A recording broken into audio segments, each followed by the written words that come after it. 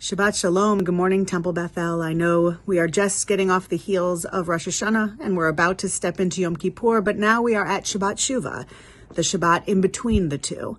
This week's Torah portion is Vayelech, and it means when he left. It has to do with Moses.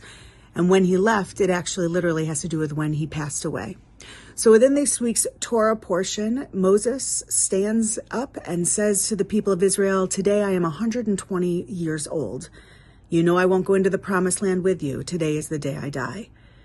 I often think about what it must feel like to know that you're going to die the day that you're going to die. Most people don't know that. Many people don't want to know that. And I don't know what you would think, or honestly what I would think if that was an option, to even know when your last day on earth would be. Nonetheless, Moses says, "This is my last day on earth, and I'm going to pass on my leadership to Joshua." Moses is then instructed to take Joshua, and both of them go into the tabernacle, God's dwelling place, while we are outside of the promised land.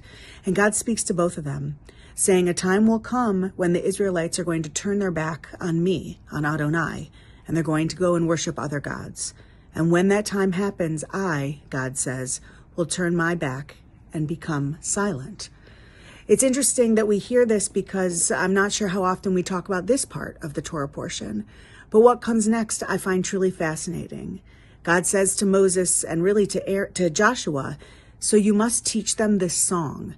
You teach them this song," or translated into Hebrew could also be poem, "so that they'll be reminded of the miracles that I've performed, and maybe they won't turn their backs on me."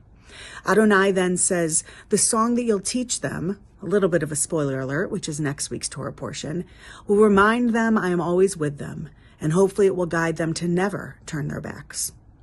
What I was thinking about this Shabbat is, what do we think of when we think of someone who's passing away and passing their legacy, their words, their stories, their values?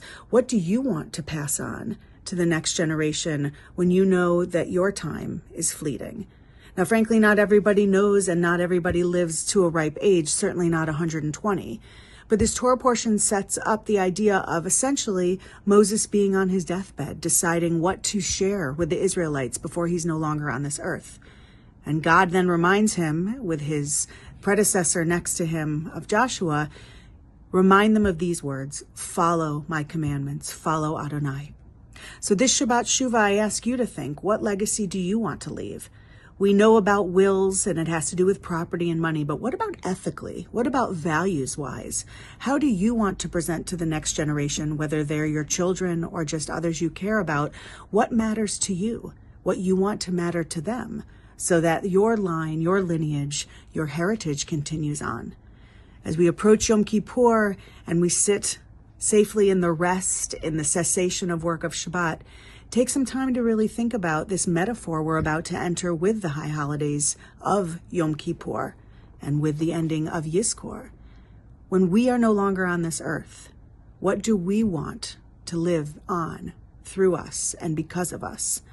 Take this time to think about the mark you want to leave on those who you care about, reminding them it's not just property you leave behind, but your essence, who you are and who you were. I pray that this Shabbat Shuvah, all of us can come together this evening to hear the beautiful, beautiful melodies led by Joyce Liu, and throughout our choir, who will be presenting so many liturgical pieces to really guide us through this time of contemplation. I wish you all a Shabbat Shalom.